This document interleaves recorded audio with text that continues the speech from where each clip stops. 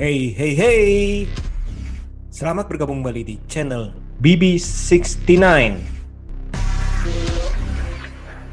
Sobat BB69, baru-baru ini di Klik Film keluar atau rilis dua film Indonesia yang dapat menemani kita di bulan penuh berkah ini. Yang pertama ada film Tuhan Minta Duit yang dibintangi oleh Putri Ayu-Yudhya dan Ananta Rizky dan ditulis oleh Mas Pugu Atmaja. Film ini bercerita mengenai seorang anak kecil yang bernama Adi yang berusaha agar doanya ini kepada Tuhan terkabul, yakni meminta duit untuk neneknya yang sedang sakit. Aku minta duit. Tuhan, kebanyakan nih Tuhan. Cara saya balikinnya gimana? Nah, sedangkan film kedua berjudul Pulang yang dibintangi oleh Mas Ringo Agus Rahman, Siva Magnolia, Mark Natama, dan Imelda Terin. Nah, ditulis oleh Mas Anggoro Saronto. Film ini berkisah mengenai perjalanan atau road trip seorang ayah dengan sang putri yang menuju ke rumah sang nenek yang di sana ini menanti sang ibu dan adik lelakinya. Namun, ternyata di dalam perjalanan ini perlahan-lahan terkuak kisah-kisah permasalahan-permasalahan yang tersembunyi di dalam kehidupan keluarga mereka. Dia orang dewasa itu lebih sulit buat kamu ngerti. Oh ya? Tapi Ayah bisa sembunyiin sesuatu dari aku, dari ibu. Ayah mau cerai sama ibu. Nah, kedua film ini disutradarai oleh Mas Azhar Kinoy Lubis yang sudah bergabungan dengan kita malam ini. Apa kabar nih, Mas? Halo, apa kabar? Aku sehat, alhamdulillah sehat. Apa kabar semuanya? Puji Tuhan nih kita sehat semua ya. Harus jaga kesehatan. Oh ya, Mas, boleh cerita nih mengenai perihal kok bisa terlibat dalam kedua proyek ini? Oke, ini kerjasama aku pertama ya, proyek dua film ini kerjasama pertama aku dengan aplikasi Klik Film, terus dengan Falcon Pictures, terus Merpati Film dan juga RK23 gitu yang mewakili dua film itu. Nah, ini juga tadinya juga sempat kaget gitu karena sudah lama sekali tidak membuat genre drama kayak gitu loh. Tiba-tiba ada orang yang memberi aku drama. Wow, ini sangat yang aku tunggu-tunggu. Sebenarnya kangen untuk membuat sebuah drama lagi kayak gitu. Jadi waktu pas disuguhi awalnya tuh disuguhi film Pulang kayak gitu loh. Nah, waktu pas Pulang aku sudah baca skenarionya sangat suka. Terus kedua datang Tuhan Minta Duit kayak gitu loh. Dalam waktu yang hampir berdekatan kayak gitu loh. Tapi syutingnya belum dimulai padahal yang dua-duanya yang satunya kayak gitu. Jadi persiapannya jadi bareng kayak gitu. Nah, waktu pas lihat ini ya senang, sangat senang sekali karena akhirnya aku bisa kembali ke membuat sebuah film drama keluarga kayak gitu, karena udah lama sekali, karena selama ini 4 tahunan ini selalu bikin film horor kayak gitu ya, orang juga taunya aku suka dengan film horor kayak gitu.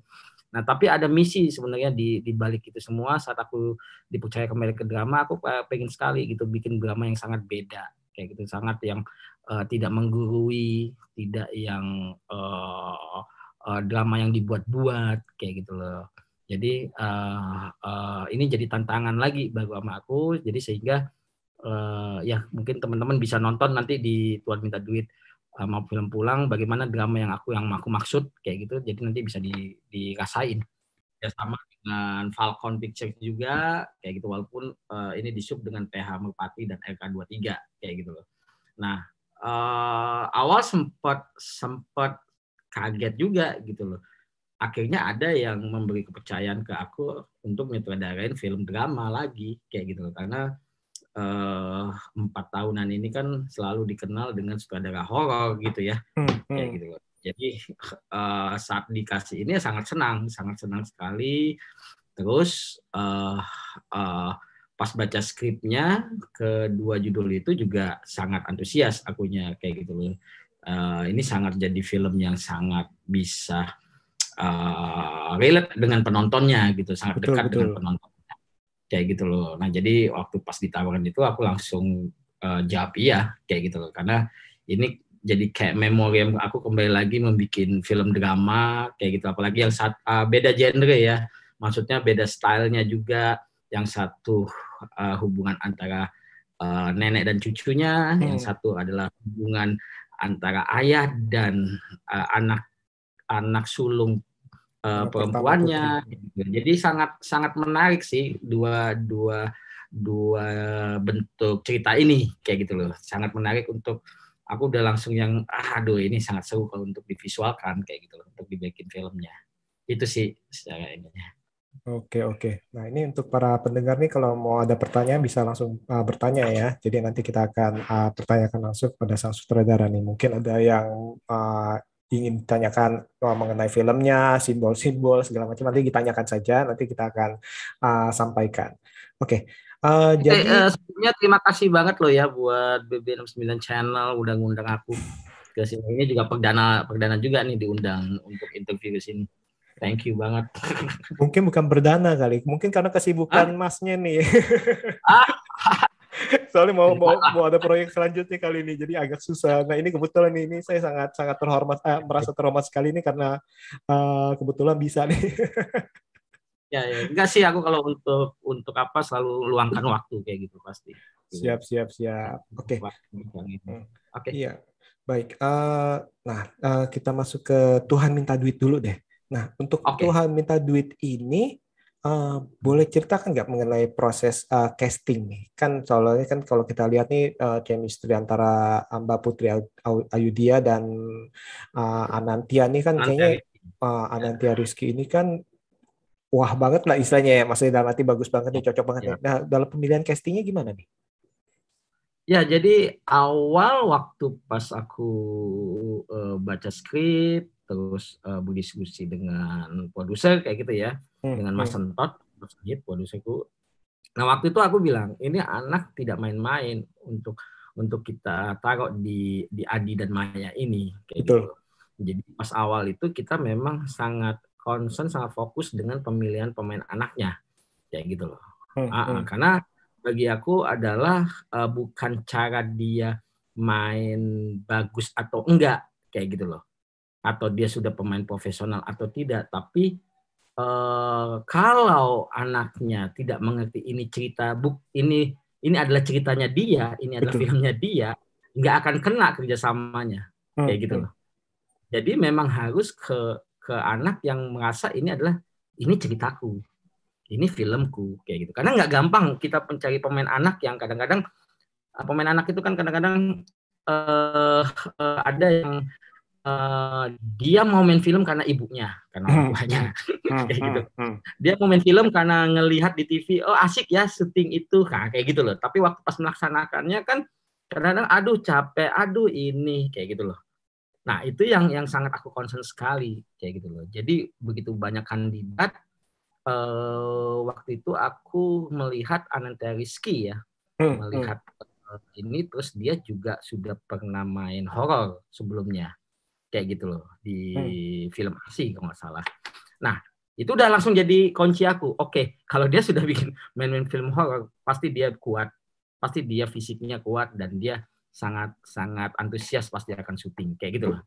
Ya, kenapa nih? Kok bisa berpikir bahwa bisa kan kalau film horor nih misalnya setidaknya itu film horor secara pelaksanaan karena membutuhkan fisik yang lebih daripada bikin film drama kayak gitu loh, dimana dia harus menunggu dengan kru atau tim membuat teknis yang sangat susah kayak gitu loh, menunggu make up kayak gitu loh. Nah kesabaran itu kan pasti saat diinfoin bahwa dia ini tidak sangat relevan, maksudnya sangat asik kalau untuk di lapangan, ya akhirnya kita menentukan untuk Anantya Rizky kayak gitu loh. Nah, masalah bagaimana dia main bagus atau apa, yaitu tinggal aku sama dia untuk mengarahkan ke karakter yang dibutuhkan oleh cerita, kayak gitu loh. Nah, itu udah tugas aku. Tapi yang penting adalah anak ini harus benar-benar mengetahui bahwa film ini adalah ceritanya dia. Karena semua scene ada dia. Jadi kalau dia kemudian atau apa, waduh, aku nggak bisa kerja. itu di luar kita juga memahami dia seorang anak kecil ya Betul, betul. yang tidak kita paksa untuk kerja keras atau apa, tapi kan setidaknya dia harus ikhlas mengeluarkan itu semua, bahwa ini ada film aku. Kalau aku telat, kalau aku tidak serius, kasihan lawan-lawan mainku, kayak gitu loh. Nah, dari pemilihan itu baru kita masukin tuh aktor dan aktris yang memang sangat kuat, yang bisa yang mudah-mudahan bisa membawa Anantia Rizky ini juga jadi tidak lemah kayak gitu. Dia akan jadi lebih semangat kayak gitu. Yaitu akhirnya Putri Ayu-Dia, karena aku udah sering ya kerja sama Putri, dan kali ini aku tidak mau memberi peran yang itu lagi. Aku bilang sama Putri, Put, mau nggak meranin karakter nenek kayak gitu. Terus gimana responnya? Dia dengan shock, hah? Nenek Mas? Iya, tapi ini neneknya bukan nenek-nenek yang nenek-nenek itu kan nggak mesti tua, nggak mesti yang umur 70 kayak gitu. Zaman sekarang itu aja usia 50 aja sudah punya cucu kayak gitu. Nah, ini neneknya seperti itu.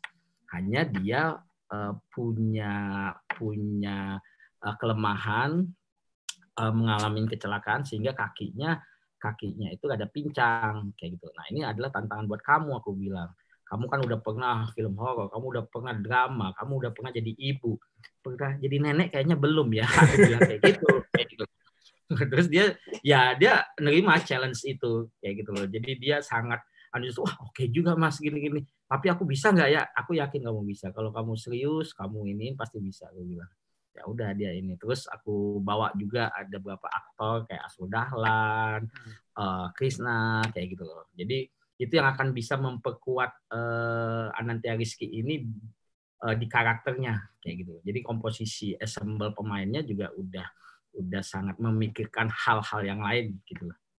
Jadi bukan hanya main bagus, tapi bagaimana mereka bermain di porsinya kayak gitu, di porsi karakter itu sendiri. Itu sih. Oke. Jadi ini menarik nih. Jadi justru mencari pemeran utama dulu ya, si Anantia Rizky dulu ya, baru mendapatkan yang lainnya gitu ya, untuk mengkombinasikan mana yang setidaknya itu bisa mendukung begitu ya, Mas? Iya, karena ini film ini kan ceritanya si Adi karakter dimainkan oleh Anantia Rizky, si Adi atau Maya itu kan, kayak gitu. Dia lah pemain utamanya, dia yang menjalankan cerita kayak gitu loh. Jadi kalau dia tidak benar, atau dia manja-manjaan, atau dia mudian, atau dia hanya untuk syuting, hanya untuk main-main, ya film ini nggak akan seperti yang ditonton kayak gitu loh.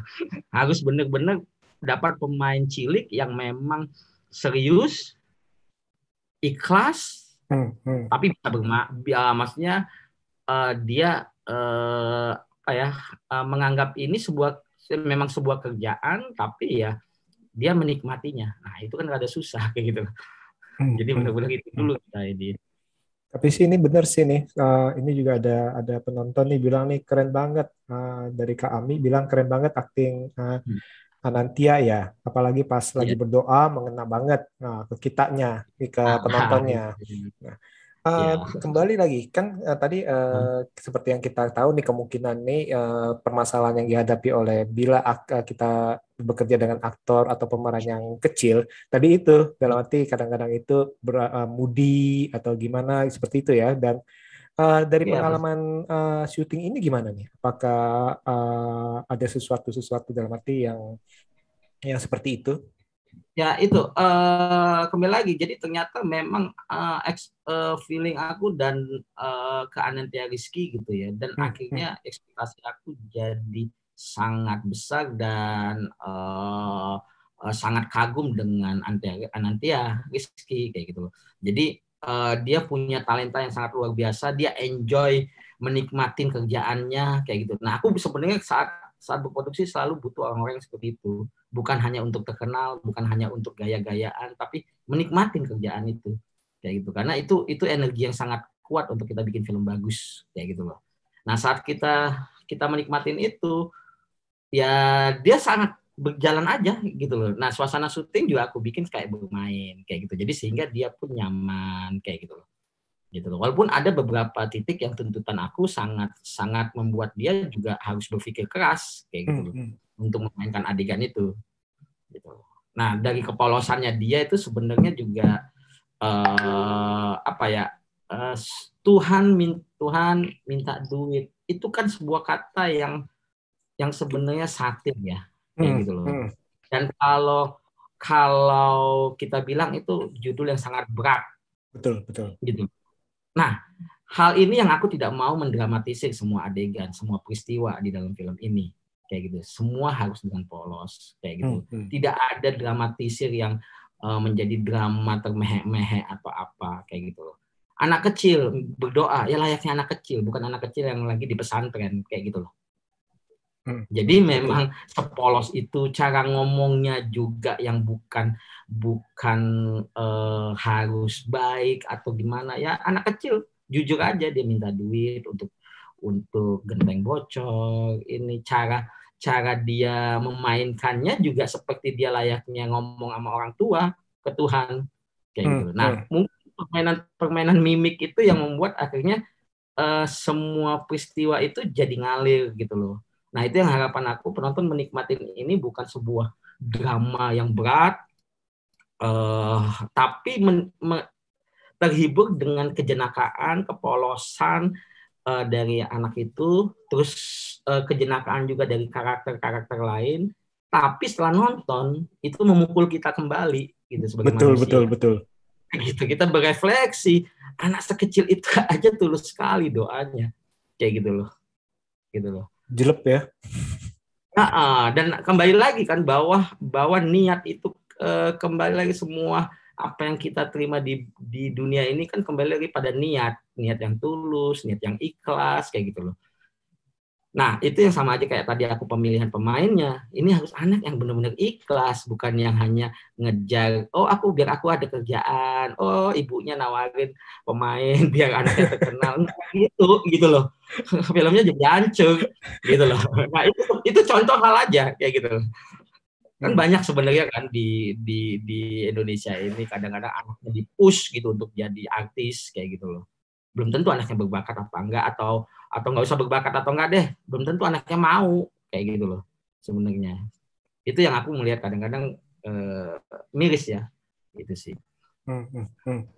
Nah, ini ada pertanyaan lagi nih, apakah sempat bad mood-nya nggak si Anentianya ini? Sempat ada fase-fase bad mood nggak?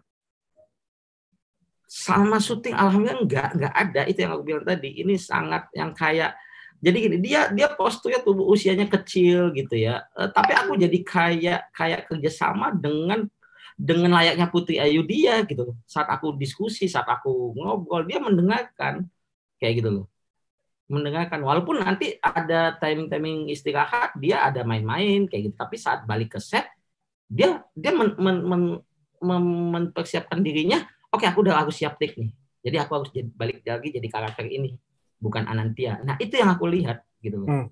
Bad mood atau apa enggak, karena kembali lagi dia menikmatin kerjaannya, menikmatin karakternya, dan suasana syuting yang aku bangun juga jadi kayak suasana syuting yang bermain, walaupun semua juga ada kerja yang serius kayak gitu. Tapi itu yang mungkin akhirnya chemistry Anantia dan karakter itu jadi menyatu kayak gitu, jadi kawin kayak gitu.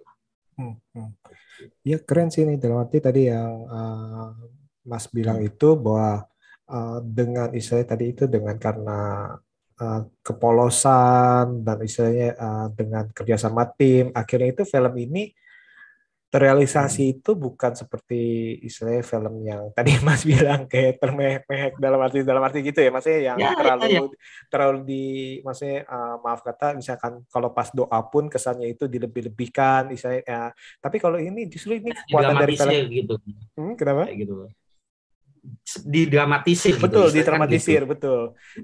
Namun di dalam film ini nih nilai kuatnya adalah bagi saya nih, bagi penonton nih, ada beberapa orang yang menonton istilahnya itu cukup dan natural istilahnya, natural. Nah, jadi istilahnya membumi dalam arti di mana kita melihat kepolosan anak kecil cara berdoa, ya itu dia tuh diungkapkan, dilihat di dalam film ini, dan itu tadi itu yang seperti tadi seperti bilang itu ya jadi jelek gitu. Aduh, ini saking polosnya ini ternyata ini cara pandang seorang anak terhadap misalnya apa yang dia tahu, apa yang dia tangkap, apa yang dia lihat, yang mungkin itu ya seperti itu. Oh, nah kan di dalam adegan ini kan dia kan melihat misalnya orang lagi berdoa. Oh, ternyata berdoa itu minta duit ya. Berdoa itu apa sih? Minta duit ke siapa Ya. sih? Itu kan kepolosan anak-anak ini. Jadi menggambarkan pandangan keimanan dari sudut pandang seorang anak nih. Itu hal yang simpel tuh. Doa istilahnya Betul. dalam arti. Dan dari judulnya pun itu simpel tapi cukup uh, cukup keras sih istilahnya. Cukup keras seperti itu.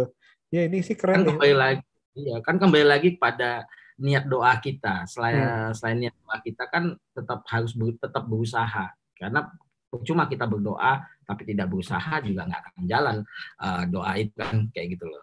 Nah Hmm. seperti ada adegan tuh dia sholat di musola kayak gitu kan. Nah mungkin pembuat film lain saat bikin adegan sholat dia akan tetap sholat kayak gitu. Tapi ini Hmm. namanya anak kecil, ada musuhnya karena dia takut disangka cewek Wanita. kan. Hmm. Makanya waktu pas sholat dia masih ngintip-ngintip kayak gitu. Bukannya aku merusak khusyuknya sholat kayak gitu, tapi dia di dalam situasi yang bahaya kayak gitu. Nah saat orang itu udah pergi, dia kembali lagi berdoa itu dengan kekhusyukan itu kan kayak gitu. Nah itu yang kejenakaan kayak gitu loh, kepolosan anak-anak menghadapi peristiwa-peristiwa dalam cerita ini gitu loh. Coba aku bawa ke situ gitu loh. Karena kalau enggak jadi terlalu drama yang tadi aku bilang, jadi terlalu drama-drama yang di dramatisir, terus yang dibuat-buat, yang kayak gitu loh, yang apa ya, drama banget lah jadinya kayak gitu loh.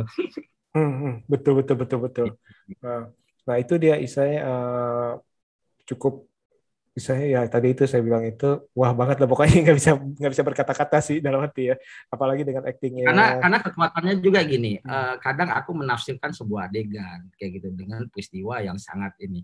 Kalau kayak dia pulang ke rumah, scene awal yang dia pulang ke rumah habis nyemir. Nah, neneknya itu kan pincang, neneknya tuh khawatir dia bekerja di luar akan kecelakaan atau apa, karena dia anak perempuan, ya cucu perempuan gitu. Nah, nggak bisa menahan kemauannya dia karena mereka butuh Betul. Pemasukan. makan kayak gitu. Nah di situ aku punya konsep yang membuat bahwa anak cucunya ini pulang itu seperti suami yang pulang kerja kayak gitu loh, dan bawa nasi goreng, buka sepatu, ini mandi, neneknya seperti kayak istri yang apa ini ayam bakar ya. Oh bukan, nasi goreng, uangnya nggak cukup. Hari ini hanya dapatnya segitu. Nah, itu kan kayak suami istri kalau suaminya pulang, apa nih mas, martabak. Waduh, aku belum bisa beli martabak. Neng kayak gitu kan. Aku hanya baru bisa cukup ini, kita belum gajian. Nah, kan kayak gitu. Jadi situasi-situasi peristiwa setiap adegan aku create seperti itu yang akhirnya menjadi tidak biasa kayak gitu. Betul. Acting dari cerita yang bagus, coba kita olah, kita tafsir, dan kita coba olah dengan hal yang baru, itu menjadi sesuatu yang nggak umum jadinya, kayak gitu. Lewat gestur, lewat ekspresi, lewat blocking, kayak gitu. Itu sih kekuatan dari Tuhan Minta Duit ya. Itu yang mungkin jadi merasa penonton bahwa wah ini nggak kayak film drama Indonesia yang biasanya mungkin kayak gitu. Ini juga lagi aku coba kayak gitu, ini alhamdulillah apresiasinya positif. Kayak gitu.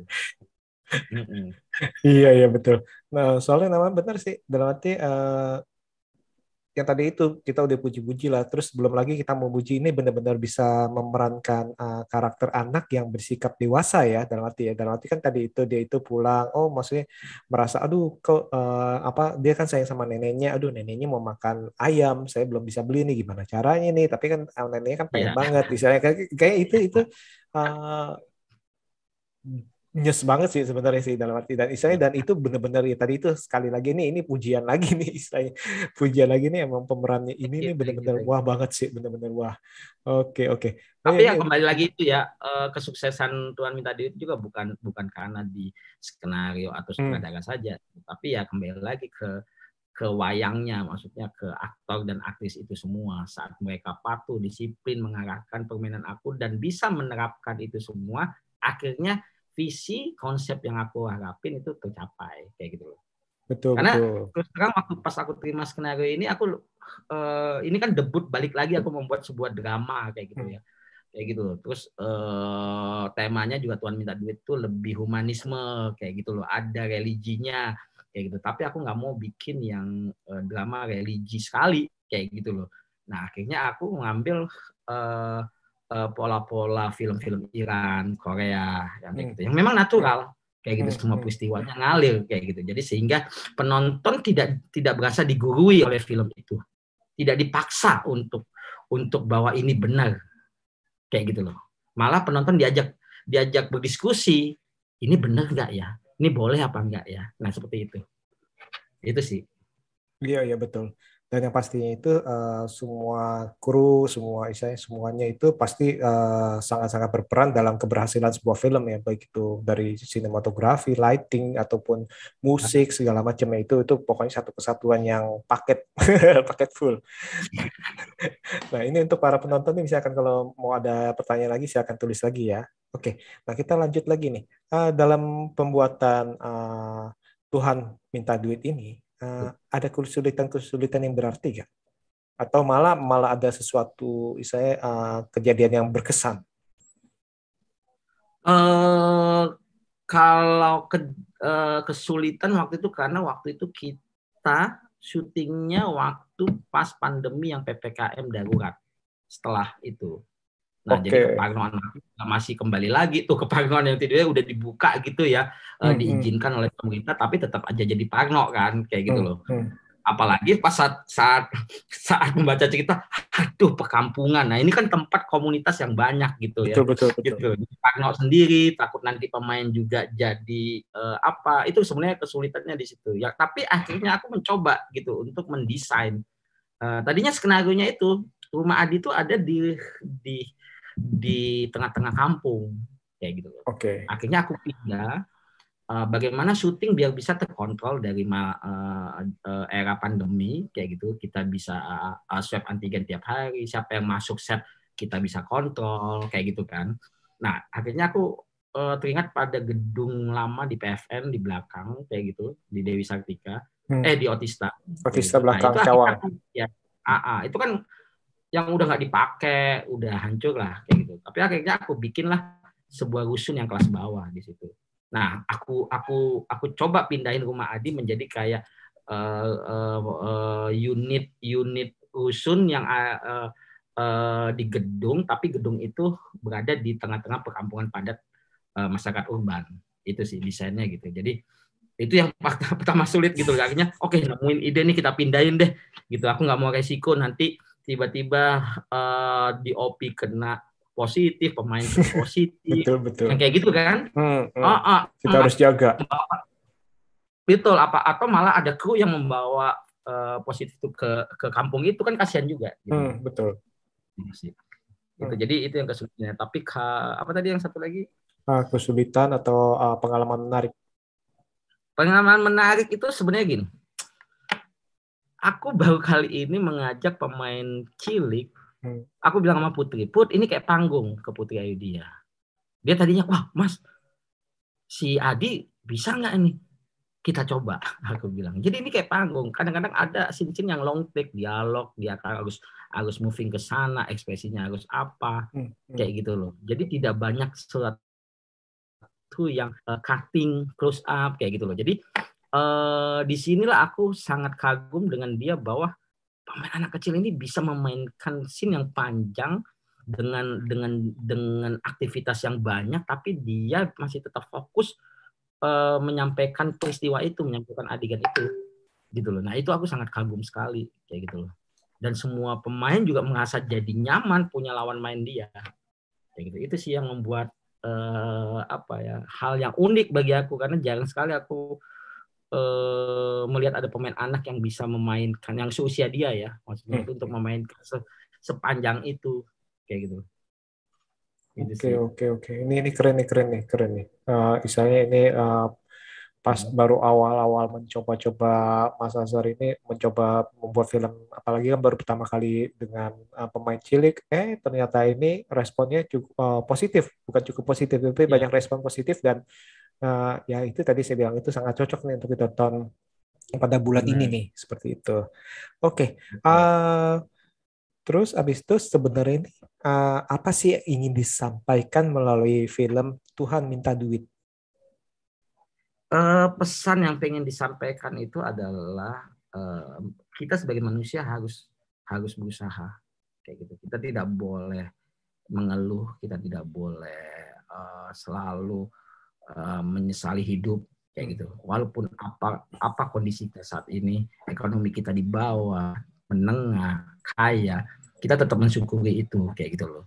Nah, saat kita meminta pertolongan Tuhan, ya kembali lagi kita harus dengan tulus niat dan tetap berusaha. Itu sih yang pengen disampaikan lewat film ini. Dan kembali lagi bahwa hidup itu bukan hanya harta atau apa, tapi kesederhanaan, kebahagiaan itu yang paling penting. Gitu sih. Betul. Ada yang DM ke Mas kayak bilang, "Aduh ini nonton film ini kayaknya ngejawab doa dia, istilahnya ngejawab yang selama ini permasalahan atau gimana ya? Ada nggak? Belum ada ya? Belum. Hanya kata-kata ya gitu, mengatakan bahwa ini relate banget sama hidupku kayak gitu. Selalu aku nggak tahu itu bercanda apa enggak ya. Kadang-kadang aku ada doa Tuhan minta pacar kayak gitu loh, kayak gitu, minta jodoh kayak gitu. Wah, aku ketawa, ya amin aku bilang kayak gitu loh. Nggak tahu itu bercandaan atau apa, gitulah. Kadang-kadang nggak ada yang DM gitu sih. Atau jangan-jangan nih nanti Mas Azhar akan buat sequelnya Tuhan minta pacar.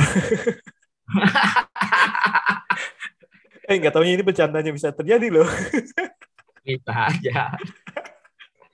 Ya saat kita aminin pasti bisa terjadi. Iya betul. Oke, menarik. Oke. Tapi kan itu kembali lagi kan seperti perjalanannya si Anantia Rizky tadi ya, si Adi ini. Orang meminta pertolongan dari Tuhan kan bukan hanya berdoa terus tiba-tiba semuanya terkabul kayak gitu kan. Tapi kan kita lihat perjalanannya dia. Saat dia berasa kok aku belum dapat uang dari Tuhan. Padahal aku hanya minta dikit loh, genteng bocor. Oke, mungkin aku kurang khusyuk. Dia berdoa khusyuk. Dia udah melakukan itu. Belum juga. Oke, mungkin masjidnya kurang gede. Betul. Itu sampai gitu. Spesifik kayak gitu. Itu dia berusaha. Itu kan jadi kayak metafor, analogi untuk bahwa itu usaha yang dia terus konsisten, yang dia terus jalankan gitu sampai suatu saat dia berikhtiar dan rezeki itu tanpa disadari, tanpa dia inginin itu datang, walaupun itu uang rampokan atau apa ya kayak gitu loh.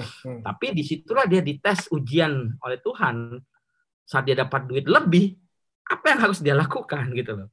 Gitu loh. Kan jadi akhirnya dia bilang, waduh ini kebanyakan Tuhan, gimana aku balikinnya ini gitu loh. Bukan masalah ngebalikin yang dia pinjam atau dia minta, tapi gimana nih uang ini mau disimpan di mana.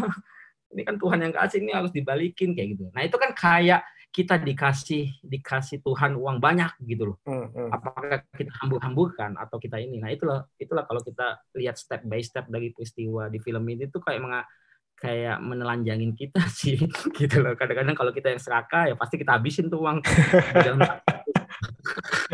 Betul. Tapi Anantia Rizky mewakilin orang yang hanya sebenarnya dia butuh sedikit, hanya buat genteng bocor, hanya buat beli ayam bakar si nenek. Itu yang paling hanya 100.000 cukup kayak gitu loh. Nah itu menggambarkan kepolosan daripada seorang anak ya, dalam arti ya. Kalau kita kan kadang-kadang tidak ada kata cukup ya. Seringkali manusia itu seringkali itu tidak ada rasa cukup, rasanya kurang. Dan dengan kepolosan yang digambarkan oleh karakter Adi ini, istilahnya justru ini menohok kita, istilahnya ya. Kapan kamu pernah bersyukur dalam arti dengan anugerah yang sudah diberikan? Walaupun sekecil apapun seperti itu. Bahkan ini dikasih anugerah yang sangat besar pun dia merasa sangat Heeh. wah ini udah kelebihan istilahnya. Ini bukannya Betul. dihambur-hamburkan untuk yang mana tapi setiap Dan itu bukan uang hakku kan kayak gitu kan. betul bukan hakku betul. Bukan Walaupun hakku dia gitu. Apa aja. polosan anak kecil itu dia merasa ini dari Tuhan istilahnya ya. Dia bukan dia nggak tahu bahwa ini adalah uang dari perampokan dan lain-lain, tapi dia merasa ini emang dari Betul. Tuhan. Dari Dan dia Tuhan dengan kayak polosnya juga ngomong uang dari mana? Ya uang dari Tuhan. Dia bukan bohong. Ini bayar rumah ya sakit kan. dari mana? Ya Ya uang itu dari Tuhan. kembali lagi kan, Tuhan kan pasti aku percaya bahwa Tuhan Allah itu kan selalu punya skenario kita mendapatkan keuntungan, kita dapat berkah atau apa, tidak langsung ke kita kadang-kadang, pakai perwakilan atau elemen lain yang kayak gitu kan, Betul. untuk sambutan kita kayak gitu loh. Nah ya film ini ya menggambarkan itu gitu loh, itu. Terus dia harus sadar bahwa ini bukan haknya dia. Tapi saat ada orang yang benar-benar membutuhkan, dia kembali lagi berdoa, boleh nggak dipinjam dulu ya Tuhan untuk biaya kelahirannya. Betul. Dia minta izin dulu. Yang kayak gitu loh. Dia walaupun dia ada uang, dia tetap berdoa. Nah itu loh. Itu kan makna dibalik itu semua. Walaupun dia sudah memiliki lebih, saat ada yang dia butuhkan, paling gampang kan sebenarnya udah ambil kasih gitu kan. Tapi enggak, dia meminta dulu karena dia tahu itu bukan haknya dia. Betul. Nah itu kita diajarin seperti itu oleh Adi kayak gitu, oleh Maya. Betul. Kadang-kadang itu kita merasa istilahnya berkat yang udah dikasih ke kita adalah milik kita 100%. Kita lupa tanda kutip bertanya lagi nih, ini apakah boleh istilahnya saya keluarkan lagi apa enggak, seperti itu sih. Itu. Nah ini ada penonton juga nih. Oh iya, halo Karyani. Nah iya tuh pas dikasih duit banyak dia bilang kebanyakan. Padahal kalau kita mah suka kurang aja nih kata Kak Ami. Betul. Terus Kak Ami juga bilang nih pas terakhir mau dikasih duit, kudu bilang ini dari Tuhan baru mau terima nih. Kan dia kan nanya nih, ini dari Tuhan apa dari Om nih? Nah ini kan kayak kepolosan itu kayak menampar kita bolak-balik sih. Kalau kita kan kayak diwakili dengan temannya itu dikasih duit lebih yang pada bukan dia nyemir tapi dia kebetulan lewat dan kebetulan ini buat kamu nih diterima aja. Nah itu kadang-kadang itu ya kita anggap ini kan rezeki nih dalam padahal kan ya seperti itu sih. Ya benar-benar menampar bolak-balik kita. Ini keren nih. Keren. Nah, jadi harus ditonton di Klik Film nih ya. Judulnya ini adalah Tuhan Minta Duit. Nah, tanda seru nih. Nah, oke. Kita kalau gitu kita langsung masuk ke bukan Tuhan yang minta duit ya, tapi kita ya. Kita itu doa. Membacanya itu ada yang terbalik gitu. Jadi kayak nanya ke aku, "Loh, ini Tuhan minta duit ini maksudnya apa? Ini Tuhan kok bisa minta duit kayak gitu." Oh, bukan ini. Iya betul. Ada beberapa yang menafsirkan itu, dikira Tuhannya yang minta duit gitu. Ya sebenarnya itu bukan Tuhan minta duit, tapi Tuhan minta duit. Nah itu maksudnya itu suatu doa yang kadang-kadang yang seringkali lah kita ini berdoa seperti itu. Selain minta jodoh ya Pak. Aduh, oke. Nah ini kita langsung masuk ke film kedua. Nah film kedua ini juga nggak kalah bagusnya menurut saya, dan ya tadi itu kedua film ini menurut saya ini kekuatannya adalah cukup membumi dan natural dari segala ucapannya, dari segala dialognya ini, dan dari segala permasalahannya ini menurut saya sih relate ya. Nah, yang sedangkan yang untuk pulang ini mengenai istilahnya seorang istilahnya kita bilang ini seorang ayah lagi road trip kita bilang ya, karena menuju ke Jogja untuk nemuin keluarga mereka. Sedangkan ternyata sang ayah ini dan sang ibu ini lagi dalam permasalahan dalam pernikahannya nih, dan ada permasalahan. Kenapa pernikahannya bermasalah ya? Karena ya hal-hal yang simpel mengenai pekerjaan lah, mengenai perhatian lah, dan lain-lain. Nah ini cukup keren nih, walaupun kita bilang hampir satu film itu ya isinya dialog ya. Dan tapi bagi saya ini dialognya yang cukup natural dan istilahnya shoot-shootnya yang indah, ini malah tidak membosankan. Malah istilahnya kita ini duduk diam, istilahnya kita mau tahu nih akhirnya gimana, permasalahannya apa yang terjadi. Dan tadi sekali lagi di film Pulang ini tidak ada dramatisir sama sekali, yang istilahnya Biasanya kan kalau film-film perceraian atau saya kayak gitu kan biasanya kan dramatisir banget ya, melotot lah atau saya perempuan lain Yang cie marah-marah, atau marah-marah tinggi gitu ya. marah-marah nada tinggi atau matanya melotot. Awas kamu ya. Udah banting piring lagi, banting Mantap ya. piring. Sayang propertinya, sayang buat piring. Tuh, ya benar katanya itu sederhana dialognya dan mengena plus ton filmnya cakep banget. Nah, oke, untuk film Pulang. Nah, pemilihan cast kan Mbak Ziva ini Magnolia juga termasuk pemain baru ya, tapi saya sangat suka nih actingnya dia nih. Pemilihan dari castnya juga Mas Ringo juga sangat dewasa segala macam ya. Ini gimana nih untuk casting ini? Kalau untuk casting kebetulan memang Ziva aku direkomend oleh tim casting dari Falcon kayak gitu. Terus aku tadinya yang idol terakhir kan aku nggak terlalu ngikutin, jadi kurang tahu. Yang aku tahunya tuh Tiara ya. Tiara itu aku tahu karena pernah syuting sama aku juga, yang angkatannya Ziva gitu. Ternyata dia Indonesian Idol kayak gitu. Nah waktu pas aku bilang oke, coba deh Mas ini. Oke, coba aku ketemu dulu sama Ziva. Aku bilang kayak gitu. Ya udah, aku ketemu. Nah, sebenarnya kembali lagi waktu pas ketemu, saat aku melihat ada wah, ini secara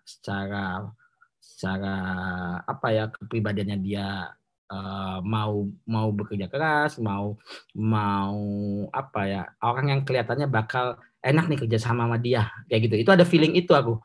Nah, itu langsung klik gitu waktu pas ketemu dengan Ziva pertama, ya kayak gitu, itu yang aku rasakan kayak gitu loh. Walaupun ada beberapa orang yang mengatakan aduh, tapi kan dia kecil banget ya Mas untuk pemain utama, nah, kayak gitu loh. Tapi menurut aku nggak penting postur tubuh kayak gitu, tapi bagaimana kita bisa mendelivery karakter itu kepada penonton. Masalah fisik, masalah apa sih, itu sudah akan menyatu dengan karakternya kan, kayak gitu loh. Nah, jadi waktu pas ketemu Ziva, aku baru tahu oke, dia Indonesian Idol, dan aku memang orang yang sangat senang sekali ketemu dengan talenta-talenta baru kayak gitu loh. Jadi yang kadang tidak mau selalu pemain itu terus kayak gitu loh. Jadi pengen ketemu lagi dengan talenta-talenta baru. Ya ini dikasih kebetulan dengan Ziva, ya akhirnya coba aku bentuk Ziva menjadi Rindu yang ada di cerita ini ya. Dia memainkan karakternya kan Rindu kayak gitu loh. Nah, memang rada berat awal karena memindahkan kebiasaan dia bernyanyi untuk ke acting, menyadarkan bahwa hampir sama nyanyi dan acting kayak gitu. Tapi ada satu yang di acting itu yang penting kejujuran. Nah, saat kejujuran ada, saat memainkan itu permainan jadi natural kayak gitu loh. Nah, itu yang harus dikeluarkan kayak gitu loh. Nah, itu yang untuk Ziva sebenarnya rekomend dari Falcon, tapi aku juga sangat senang sekali bekerja sama Ziva karena dia kembali lagi dia di usia dia remaja, dia sangat, dan waktu pas aku ketemu sih akan melihat wah ini akan menjadi star kemudian kelak tuh jadi akan menjadi bintang lagi gitu loh. Rising star yang bukan hanya dia udah rising star di nyanyi kayak gitu, tapi bisa menjadi perhitungan kalau untuk dia di dunia acting kayak gitu loh. Nah, waktu itu makanya aku bekerja keras banget untuk dia bisa bagus di sini, dan untungnya dia membuka dirinya untuk mau diarahin kayak gitu loh. Itu. Nah, kalau Ringo, Imelda dan ini tuh sebenarnya aku butuh seorang sosok yang ayah yang sangat kayak teman. Betul.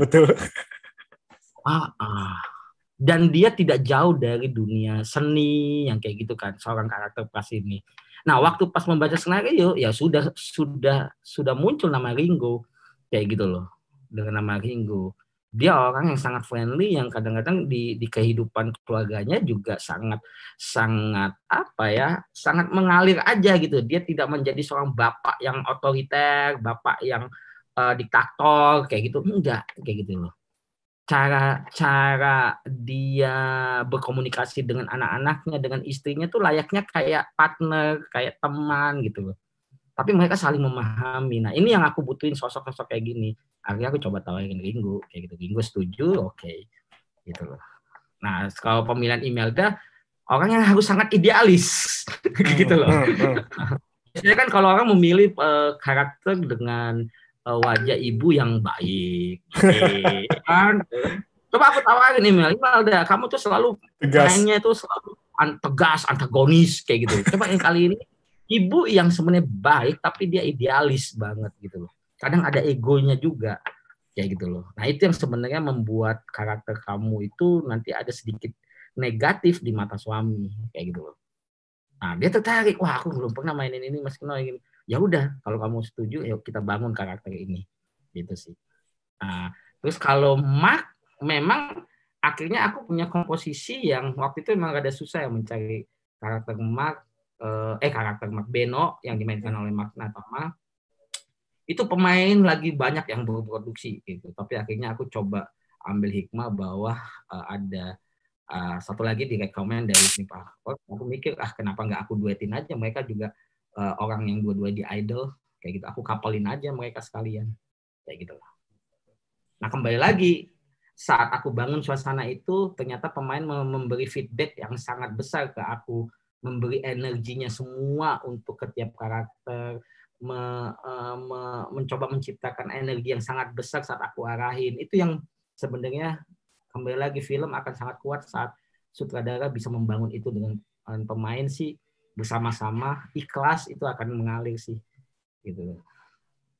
Nah waktu pas sudah berjalan kita reading gitu kan, terus aku bilang sama Ringo, Imelda, Ziva, aku nggak mau, ini film sudah sastra, cerita skenario ini udah sangat sastra, aku bilang sangat sastra sekali. Kalau kita ini kayak baca novel, kalau baca skenario-nya, aku bilang kayak gitu kan. Aku nggak mau film ini jadi kayak kaku, terus terlalu serius, apalagi perjalanan. Ini kayak kita nikmatin aja hidup ini, tapi kita saling berdiskusi, kita saling mengisi, saling memberi saran kepada hubungan antar karakternya, kayak gitu. Tapi tidak dengan porsi yang meledak kayak gitu. Tapi memang ada timing-timing yang itu harus diledakin karena di titik klimaks yang emosionalnya harus tinggi kayak gitu. Nah, itu yang teman-teman pemain di sini sangat patuh dengan hal itu gitu. Jadi sehingga film Pulang ini sangat real karena ngomong terus kan. Gitu. Kalau enggak, film ini bakal bisa, aku bilang ini kalau tidak berhasil pemain menyatu dengan konsep yang aku buat, ini akan berasa boring. Betul. Karena di sini gitu. natural banget. Dari sinematografinya juga aku bangun kayak gitu. Bagaimana rasanya kita harus fokus dengan perjalanan kayak gitu loh. Nah kalau kita lihat di kalau yang udah nonton ya, atau Mas Setiawan udah nonton kayak gitu, berasa nggak kamera itu nggak pernah keluar dari mobil selama perjalanan. Nah itulah waktu pas membuat konsep itu aku ngatakan Dopi. Kadang-kadang road movie membuat kita istilahnya tergoda untuk membuat shot-shot bagus, shot-shot pemandangan sekitarnya, kadang-kadang pakai rigging dengan fokus ban, kelihatan dia nyetir kayak gitu kan, kayak gitu. Itu nggak penting shot-shot yang kayak gitu, gitu. Kadang-kadang pakai dia di depan cup kelihatan jalannya terus jalan-jalan, nggak penting shot itu. Karena yang penting adalah bagaimana membawa penonton ikut juga seperti Ringo dan Ziva dari Jakarta ke Jogja. Nah saat itu aku menemukan akhirnya kita nggak boleh kamera keluar dari mobil. Saat keluar dari mobil itu kalau flashback.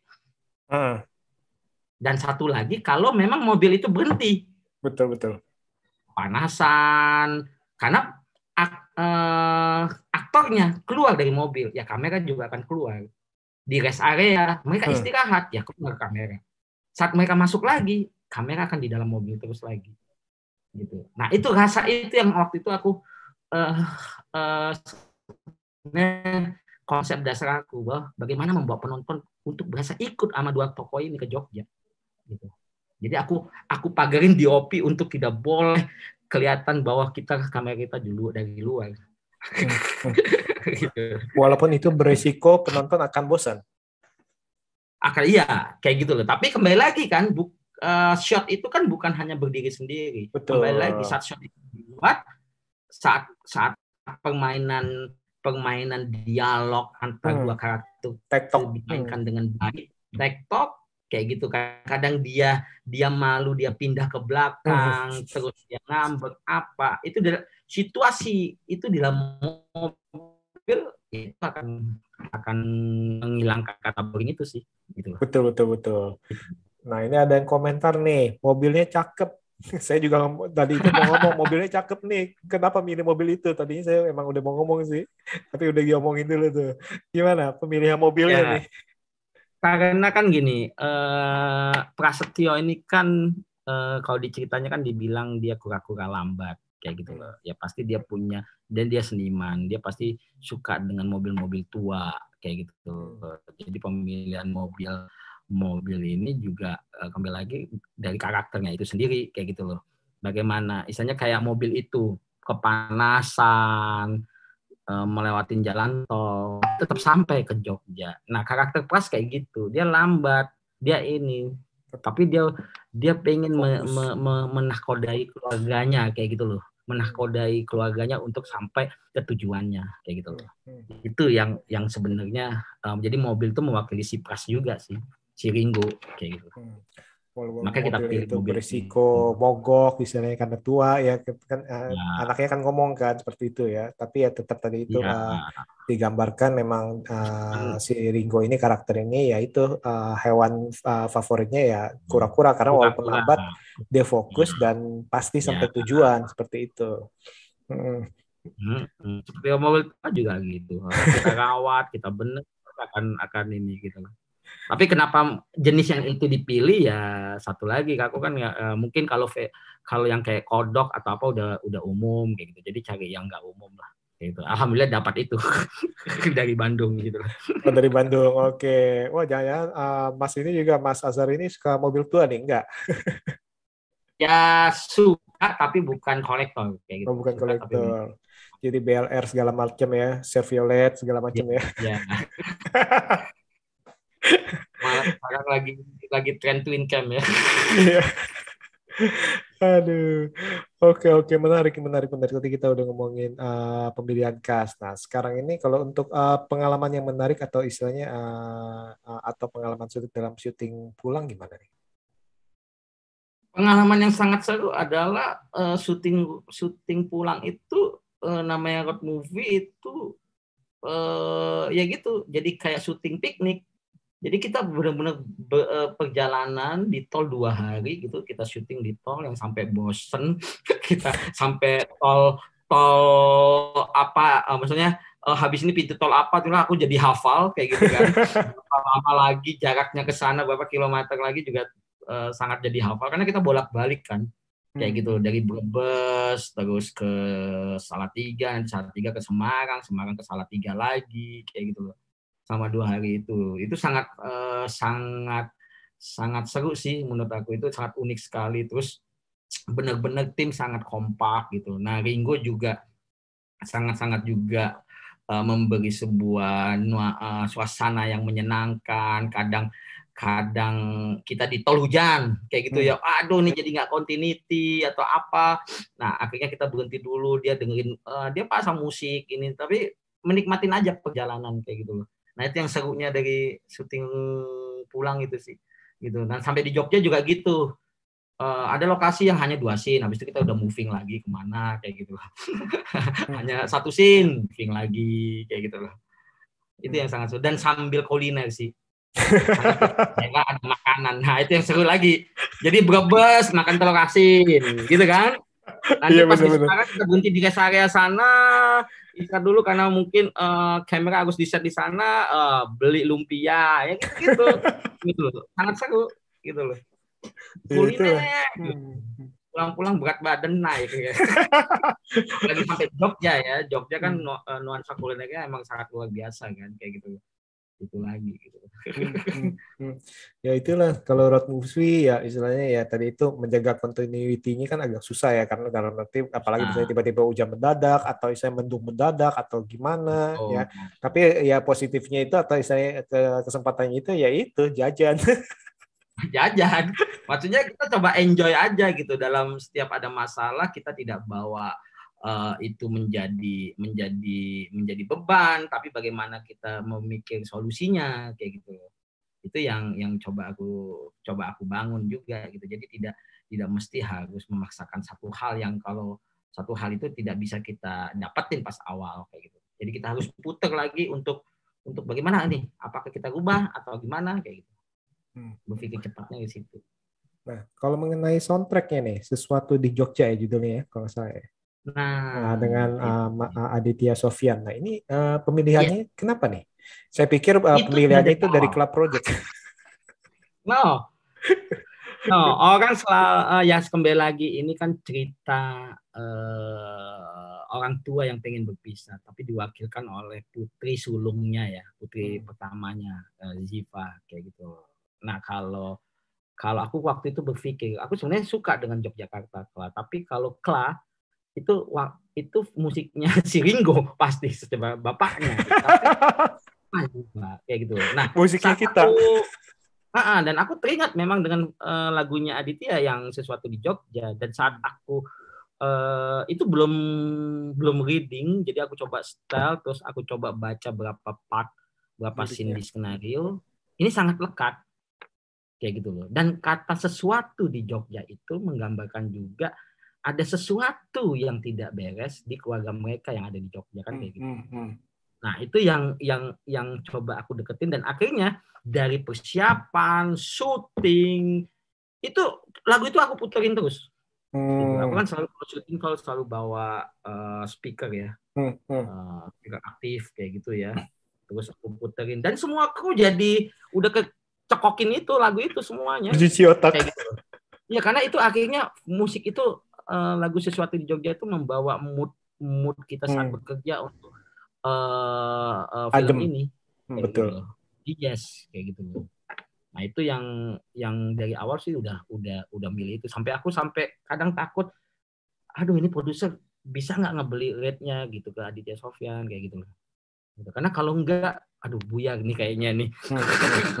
Maksudnya temanya jadi beda lagi kayak gitu loh. Alhamdulillah sih Aditya Sofyan bisa memberi rate-nya ke kita kayak gitu kan. Itu dengan kerjasama. Ya akhirnya alhamdulillah bisa kita tempel di film ini. Iya keren nih. Ya katanya itu pas banget soundtracknya seperti itu. Ya dan Aditya Sofyan kan mewakili ini ya remaja-remaja masa kini gitu kayak Ziva lah ya, Rindu gitu. Rindu kan remaja yang masa kini. Jadi lagu-lagu Aditya Sofyan yang kayak Sesuatu di Jogja itu kan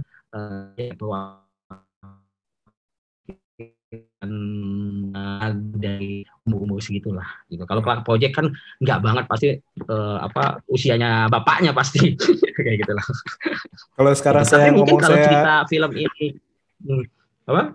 Kalau saya ngomong sekarang ini saya masih remaja, telat gak ya ngomongnya ya? Tadi udah ngomong Clark Project. Ketahuannya katanya.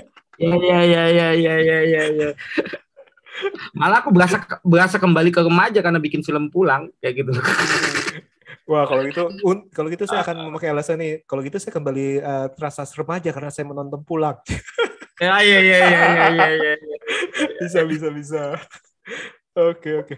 Nah, ini kita langsung masuk lagi nih ke pemilihan warna nih. Kayaknya sangat identik atau istilahnya sangat biru ini sangat dominan warna biru ya.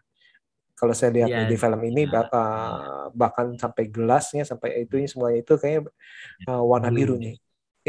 Apakah ada perwakilan nggak? Terus pas waktu di dalam motel juga kan biru merah kan. Pas dia lagi mulai ada permasalahan.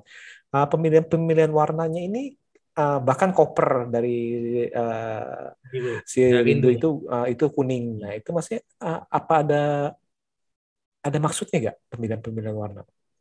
Ya kembali lagi warna waktu pas awal tone warna yang di sini tuh aku pengen balik ke nuansa kayak nostalgia gitu loh, memori-memori yang lama yang sudah pernah dilalui kayak gitu. Nah aku percaya warna biru itu bisa mewakili itu, rasa itu, mood itu kayak gitu loh. Mau sampai dia ke pantai atau apa tuh pasti ada masih sedikit nuansa blues-nya. Betul. Kayak gitu.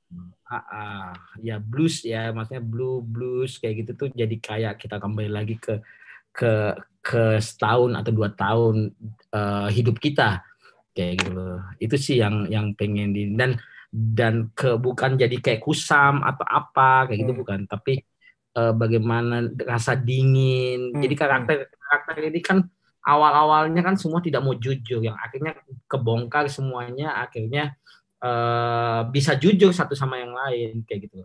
Yang awalnya menutupi, jadi rasa biru itu jadi kayak dingin gitu, semua karakter dingin, menyembunyikan rahasia-rahasianya gitu. Ya itu sih. Gitu.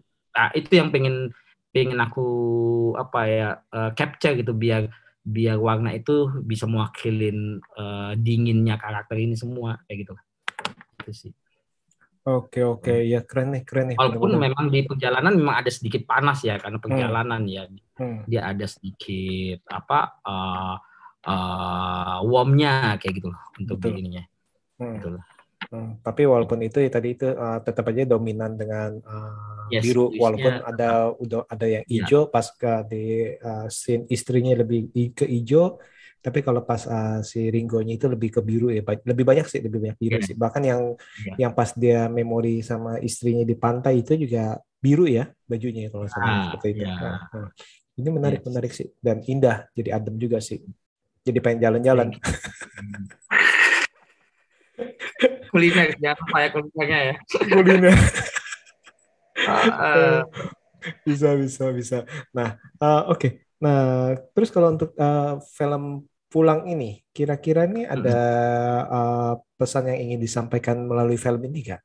Dari ceritanya. Nah, film Pulang ini sebenarnya menyampaikan pesan gini, kita dalam satu keluarga, kita harus jujur satu sama yang lain, jangan ada yang kita tutupin. Kadang kita berpikir kalau gua ngomong nanti takut menyinggung dia. Itu keliru. Mending kita omongin daripada benar itu terlambat disampaikan, itu akan menjadi bom waktu nantinya. Nah, si Imelda dan Ringo kan selalu kayak gitu terjadi, gitu perdebatannya dia. Karena ada sesuatu yang memang dia tidak bisa sampaikan, takut menyinggung perasaan satu sama yang lain, tapi kejujuran itu tidak terungkap langsung gitu. Saat itu terlambat, itu maknanya akan beda ditangkap oleh orang lain kayak gitu. Dan pesan yang lainnya yaitu bagaimana perjuangan seorang anak sulung yang ingin tetap mempertahankan keluarga itu sendiri kayak gitu loh. Jangan sampai ayah dan ibunya berpisah karena ada perdebatan yang semuanya bisa saling menurunkan ego kayak gitu. Itulah peran Ziva sebagai putri sulung ya, untuk bisa lebih menerima kenyataan kayak gitu loh. Nah, itu yang pengen disampaikan, sampai makna dibalut dengan makna pulang. Ya pulang itu kembali lagi semua keluarga. Saat kita bertengkar, saat kita kita harus ingat keluarga, karena keluarga itu sangat utama buat kita kayak gitu. Jangan kita hanya egois terus kita keluar dari keluarga itu. Nah, itu jangan. Itu pesan yang tersebut kayak gitu. Dan menariknya lagi, ini kan ada dua kayak refleksi gitu ya. Kalau diperhatikan gitu, Ringo dan Imelda itu ayah dan ibunya pengen berpisah.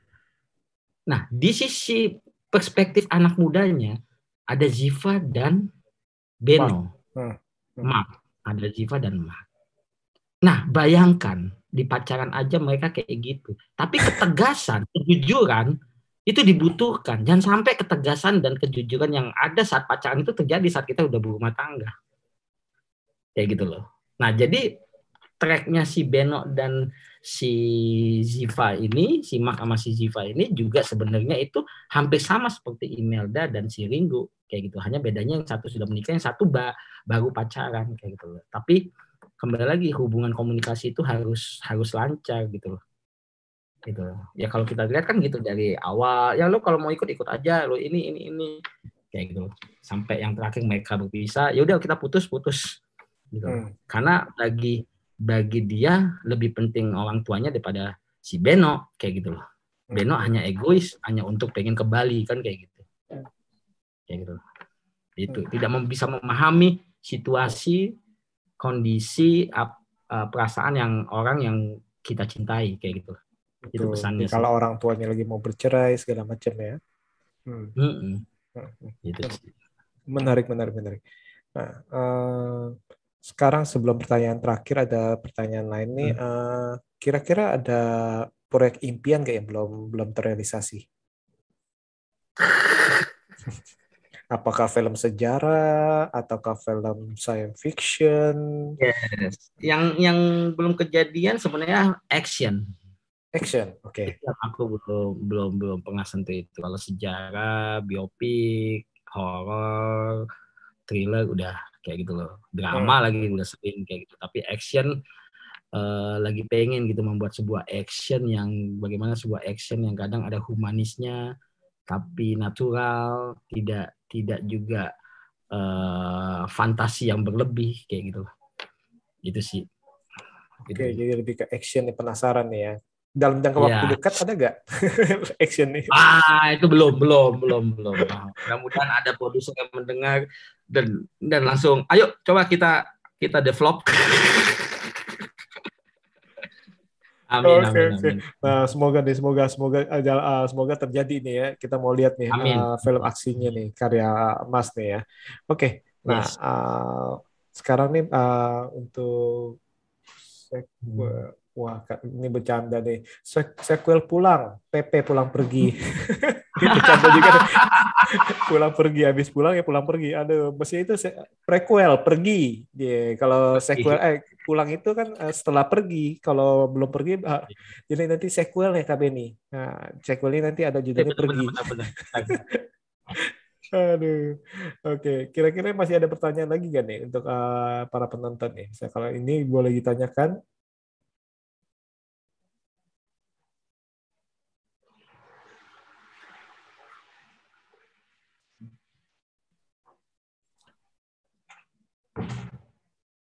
Yap, sorry. Oke. Nah, kalau begitu sekarang kalau misalkan kalau penonton masih mau tanya boleh ditanya ya. Nah, sekarang saya langsung masuk aja deh. Pertanyaan terakhir ini.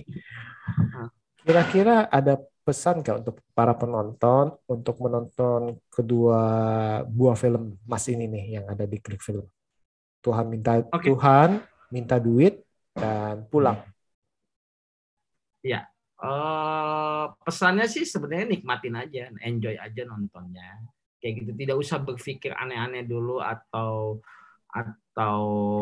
berkomentar kayak gitu. Nikmatin aja setiap peristiwa dan peristiwanya. Nah, setelah itu mungkin akan bisa merasakan apa yang ada di balik kedua film itu kayak gitu. Itu sih. Karena bagi aku tidak banyak ya.